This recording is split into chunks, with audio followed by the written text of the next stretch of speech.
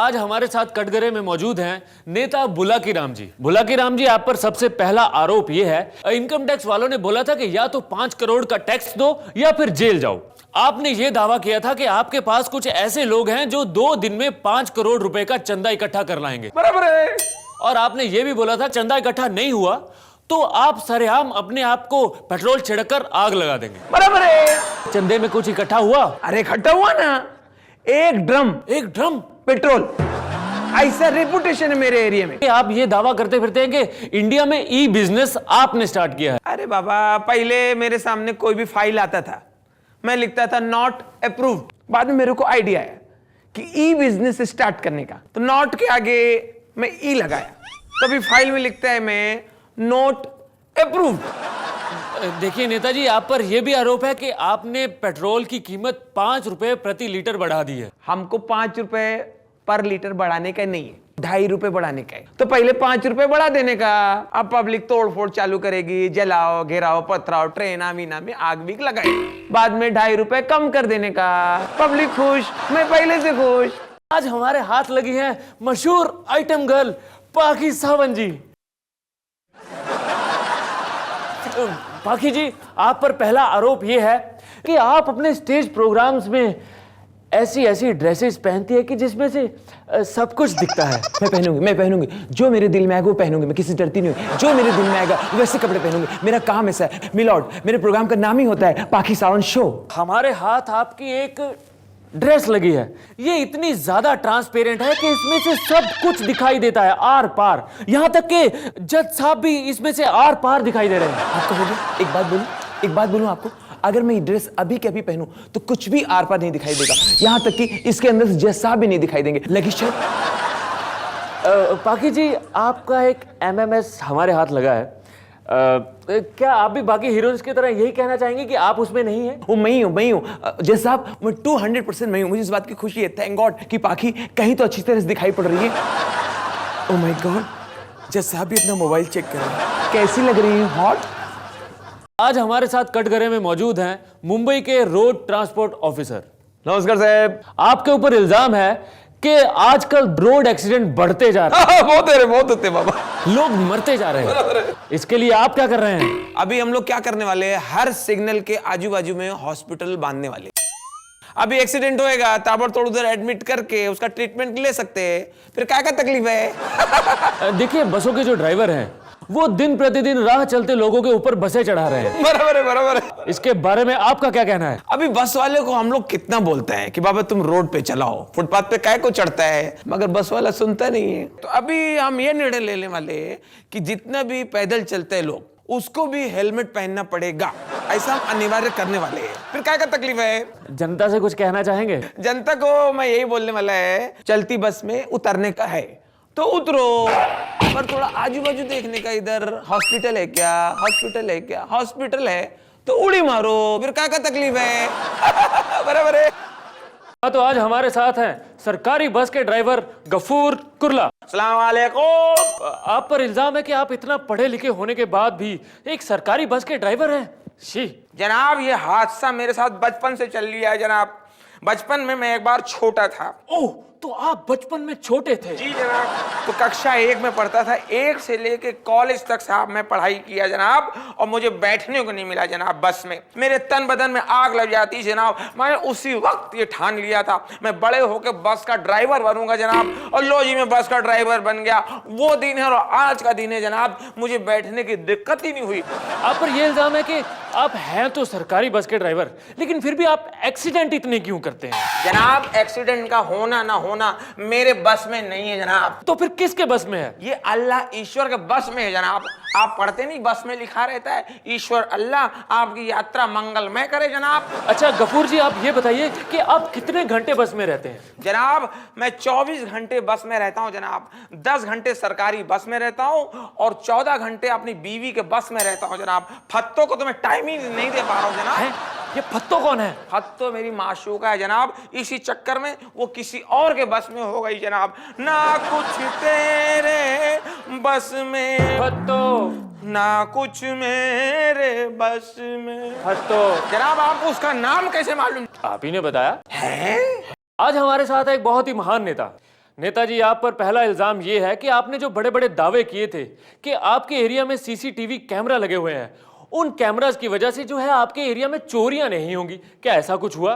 कसम चार मीनार की, चोरियां बंद हो गई ना पब्लिक की। अभी हम लोग जितनी बार सीसीटीवी कैमरा लगाते, चोरा आते, वो कैमरा ही चोरी कर ले जाते।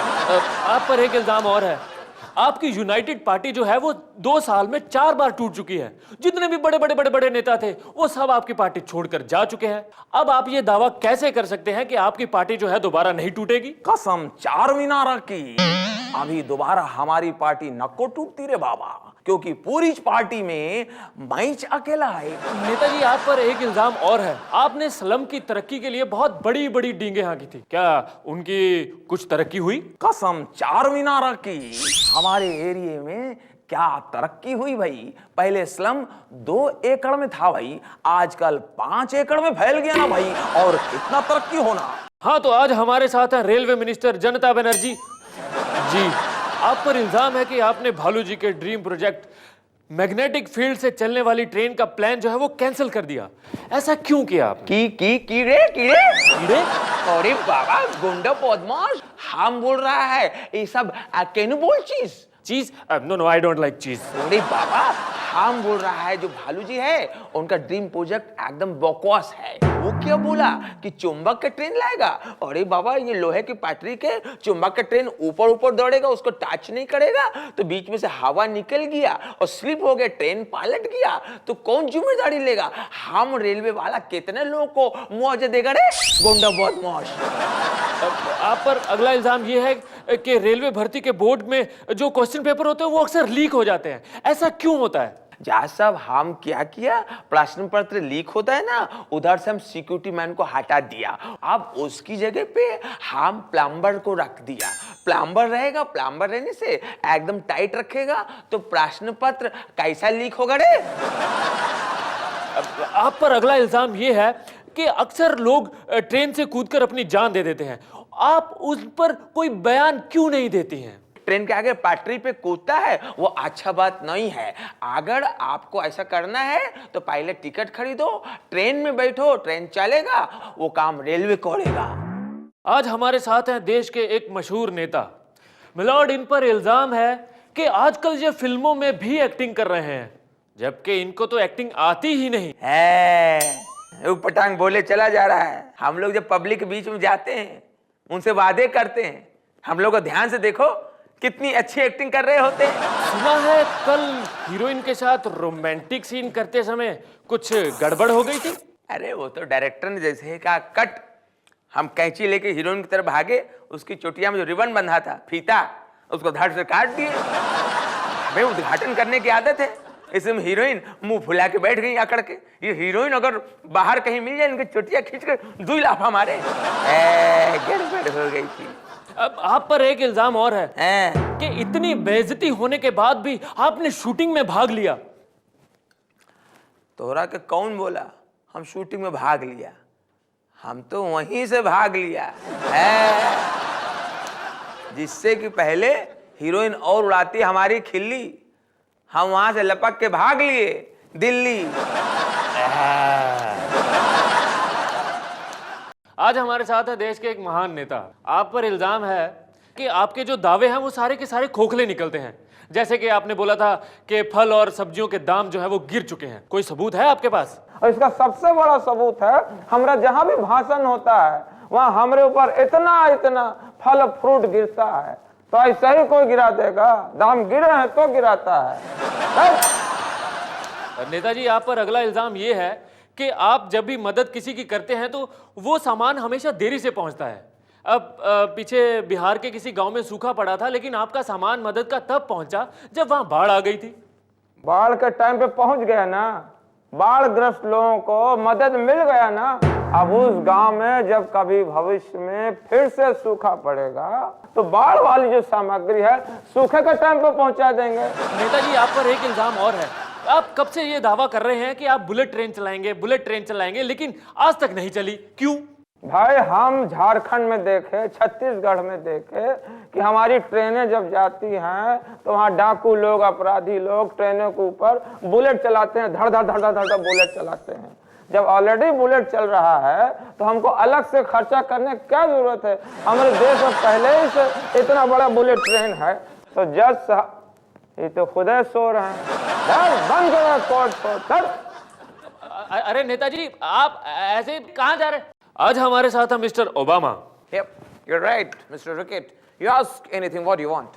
मिस्टर ओबामा, आप पर इल्जाम है कि आपकी जो पॉलिसी थी वो सारी नाकाम साबित हुई है, जबकि आपसे पहले जो प्रेसिडेंट थे मिस्टर बुश, उन्होंने देश की तरक्की के लिए बहुत कुछ किया है। बुश ने कंट्री के लिए बहुत कुछ किया है, बट कोइंसिडेंटली वो कंट्री अमेरिका नहीं बल्कि पाकिस्तान है। You know that? सर, आप पर यह भी इल्जाम है कि आप ओसामा को पकड़ने के लिए कुछ नहीं कर रहे हैं। Oh no no mister advocate, Osama को पकड़ने के लिए मैं बहुत कुछ कर रहा हूँ। जैसे? मैं इंडियन पुलिस के टच में हूँ। आपको इंडियन पुलिस पर इतना ज्यादा भरोसा है? Of course, Indian police world में नंबर 1 है जुर्म कबूल करवाने के लिए। जिसने जुर्म नहीं किया उसको भी मार मार के, छितर मार मार के कबूल करवाएंगे।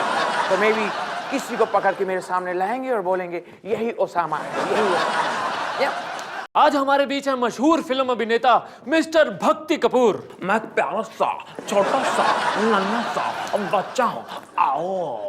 आपको शर्म नहीं आती? आप कोर्ट के अंदर शराब पीकर आए हैं? मेरा काले कोट वाले लल्ला, क्योंकि आज मुझे सच बोलना है और सच बोलने के लिए मुझे दारू पीनी पड़ती है। हिचकियां हिचकियां आओ।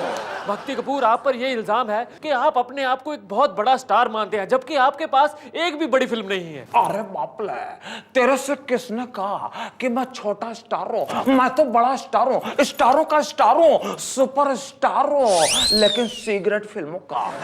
लेकिन आप ऐसी वैसी लड़कियों के पीछे क्यों जाते हैं? अभी भी आप किसी ऐसी वैसी जगह पे गए हुए थे, किस लिए?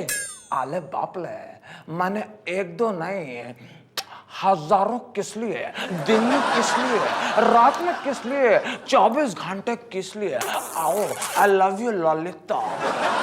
देखा माय लॉर्ड, ये इधर उधर मुंह मारते फिरते हैं लेकिन पत्नी से प्यार नहीं करते हैं। अरे मेरे माँ के पकौड़े, तेरे से किसने कहा कि मैं पत्नी को प्यार नहीं करता? मैं तो हर एक की पत्नी को प्यार करता हूँ। ये मैं देखता भी नहीं किसकी पत्नी है। I love all पत्नीज।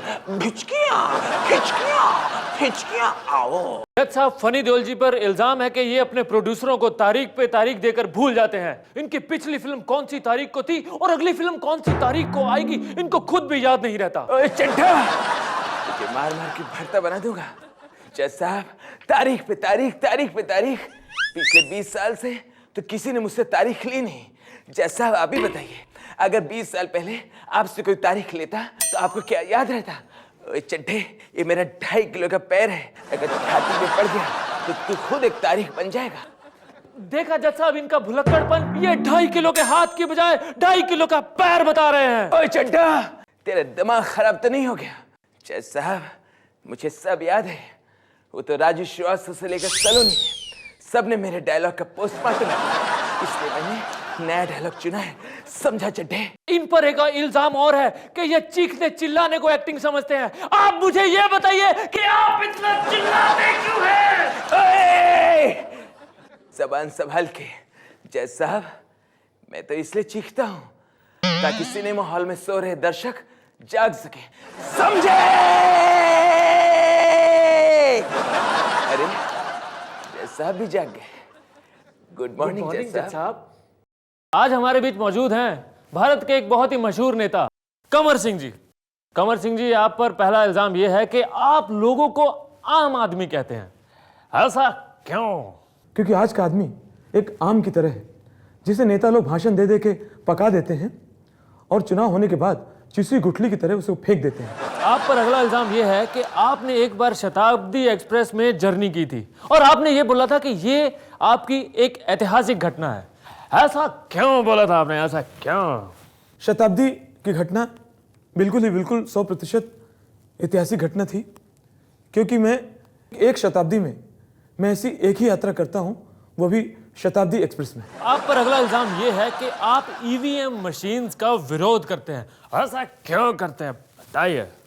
EVM machine का विरोध जो हम कर रहे हैं वो अपनी मजबूरी के तहत कर रहे हैं, क्योंकि चुनाव के दौरान ईवीएम मशीन लूटने के बाद उसे ऑपरेट करने की एक एक्सपर्ट की आवश्यकता होती है, जिसे ढूंढना बहुत ही असंभव हो रहा है।